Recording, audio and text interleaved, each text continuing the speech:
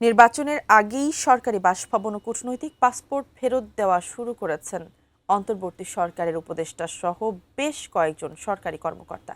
এমনকি বাসাটি বুঝে নেওয়ার জন্য তারা গৃহায়ন ও গণপূর্ত মন্ত্রণালয়ে চিঠি দিয়েছেন। সেই সঙ্গে নতুন পাসপোর্টের জন্য করেছেন আবেদনও। হঠাৎ করে কেন উপদেষ্টাদের এমন তোড়জোড়? বিস্তারিত জানাচ্ছেন শেখ ফরিদ। মেয়াদ শেষ হওয়ার আগেই আগাম সতর্কতামূলক ব্যবস্থা হিসেবে নিজেদের কূটনৈতিক বা লাল পাসপোর্ট জমা দিচ্ছেন অন্তর্বর্তী সরকারের এক ঝাঁক শীর্ষ নীতি নির্ধারক। অর্থ, স্বরাষ্ট্র ও জ্বালানি সহ গুরুত্বপূর্ণ 6 মন্ত্রণালয় উপদেষ্টারা এরই মধ্যে তাদের বিশেষ পাসপোর্ট জমা দিয়ে সাধারণ পাসপোর্টের আবেদন জানিয়েছেন। ক্ষমতা হস্তান্তরের পরবর্তী সময়ে বিদেশ ভ্রমণে আইনি জটিলতা এড়াতেই এই ব্যতিক্রমী ও দূরদর্শী পদক্ষেপ নিয়েছেন তারা।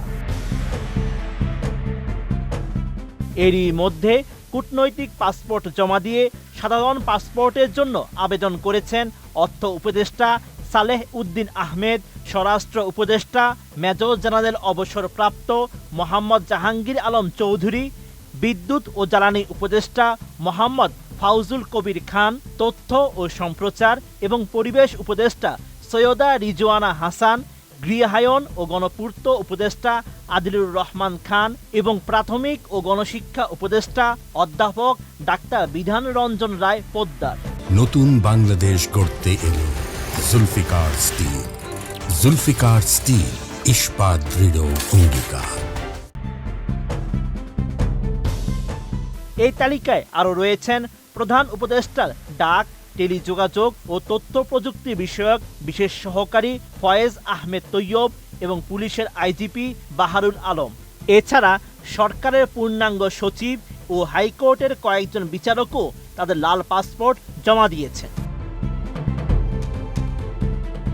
সরকারি নিয়ম অনুযায়ী কূটনৈতিক পাসপোর্টের মেয়াদ থাকে 5 বছর। তবে পদত্যাগ বা দায়িত্ব পালন শেষ হওয়ার পর এই পাসপোর্ট হস্তান্তর করা বাধ্যতামূলক। সরকারের দায়িত্বশীল এক কর্মকর্তা জানান, 2 দিন আগে হোক বা পরে এটা তাদের ছাড়তেই হবে। নিয়ম অনুযায়ী যারা কূটনৈতিক পাসপোর্ট পেয়েছেন, দায়িত্ব শেষ হলেই তাদের সেটা হস্তান্তর করতে হবে। তবে এটা হস্তান্তর করার নির্দিষ্ট কোনো সময় বেঁধে দেওয়া নেই।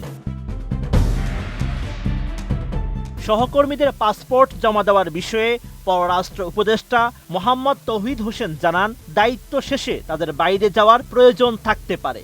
আগে ভাগে আবেদন করে রাখলে পাসপোর্ট ও ভিসা সংক্রান্ত প্রক্রিয়াগুলো সহজ হয়। ব্যাপারটা হলো একটু সময় গেইন করা, যাতে তাদের পাসপোর্টটাও হয়ে গেল।